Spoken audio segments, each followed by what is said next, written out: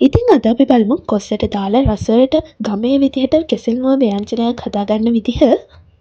මුලින්ම අපි භාජනයකට වතුර ටිකක් දාගෙන ඒකට කහ, ලුණු, දෙහි ටිකක් එකතු කරගන්නවා. ඊළඟට අපි ගන්න කෙහෙල් මුව චූටියට කපා ගන්න ඕනි. මේ පෙන්නන විදිහට දෙකට කපාගෙන මේ වගේ චූටියට කෙහෙල් මුව කපා ගන්න. ඊළඟට අපි කපාගත්ත කෙහෙල් මුව ටික අපි කලින් හදාගත්ත වතුර මිශ්‍රණයට දාලා විනාඩි 10ක් විතර තියාගන්නවා. එතකොට මේ වගේ තියෙන කහට ගතිය හොඳින් යනවා. ඒ වගේම මේක වතුරෙන් දෙපාරක් තුන් පාරක් හොඳට හොදලා මිරිකලා ඇතිලියකට දාගන්න. ඊළඟට මම කොසට ටිකක් එකතු කරගන්නවා. මෙතනදි මම කොසට ටිකක් චූටියට කපා ගත්තා තැම්බෙන්න ලේසි නිසා. ඊට පස්සේ අපි ඒකට රතු ලුණු, සුදු ලුණු, අමු මිරිස්, රම්පෙ කරපිංචත් එකතු කරගන්නවා.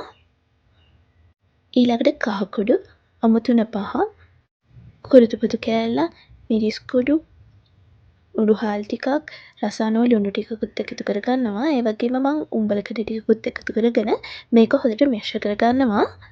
ඊළඟට තැම්බෙන්න අවශ්‍ය තිය කිරිත් එකතු කරගෙන සාමාන්‍ය ගින්දරේ මේක පියනකින් වහලා හොඳට උයා ගන්නවා. මේක ටිකක් තැම්බීගෙන එද්දි මම තක්කාලි ගෙඩියකුත් කපලා එකතු කරගත්තා.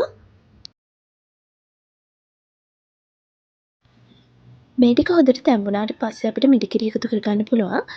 වතුර ගතිය ටිකක් තියෙද්දිම තමයි මම මිරිකිරිත් එකතු කරගත්තේ. ඊළඟට මේක හොඳට කලවම් කරගෙන මේ වෙලාවේ ලුණු බලලා ලුණු මදි නම් එකතු කරගන්න. ඒ වගේම මම ගම්මිරිස් කුඩු ටිකකුත් එකතු කරගත්තා.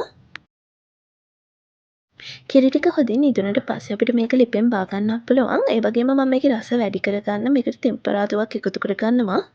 අපි හදාගත්ත කෙසෙල් මුව කරි එක වෙනත් භාජනයකට දාගෙන ඒ ඇතිරියටම තෙල් ටිකක් දාගෙන තෙල් ටික රත් වීගෙන එද්දී අබ ටිකක් සූදුරු ටිකක් එකතු කරගන්න.